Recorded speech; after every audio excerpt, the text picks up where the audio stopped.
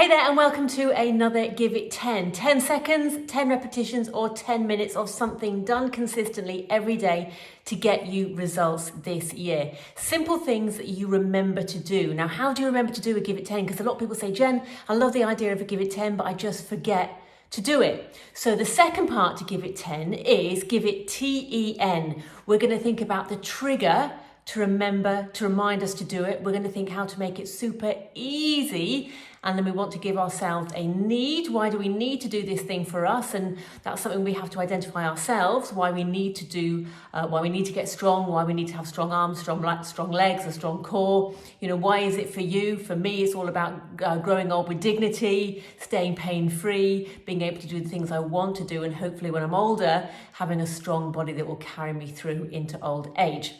And also what we want to do is celebrate when we do these things, because one of the biggest things we can do to form a healthy habit is to give ourselves a little hit of dopamine. And I'll talk more about that in future videos. I'm going to try and keep these fairly short. But by doing a little celebration, our brain goes, oh, we like doing that. Let's have a little bit of dopamine. And then it's a dopamine that we get hooked on.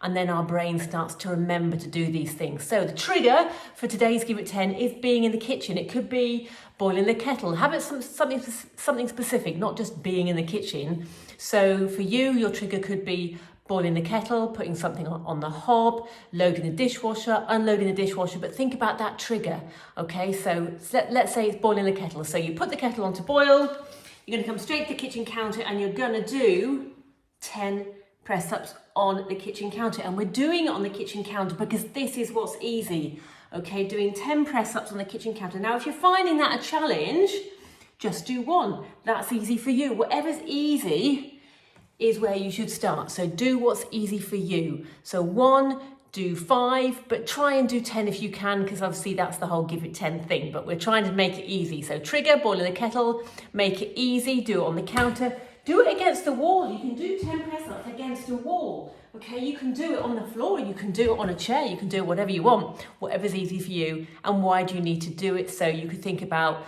you know, working your arms and your chest is good for carrying the shopping or, you know, doing whatever. That's why you need to do it. And when you do it, how do you celebrate? So for me, I'm going to go, yes, remember to do it. You might want to like do a happy dance or just smile at yourself or high five yourself or whatever. I know that sounds daft, but that is a great way to say get that dopamine going on in your brain, and you're almost fooling yourselves into having a celebration, even if you didn't particularly enjoy it.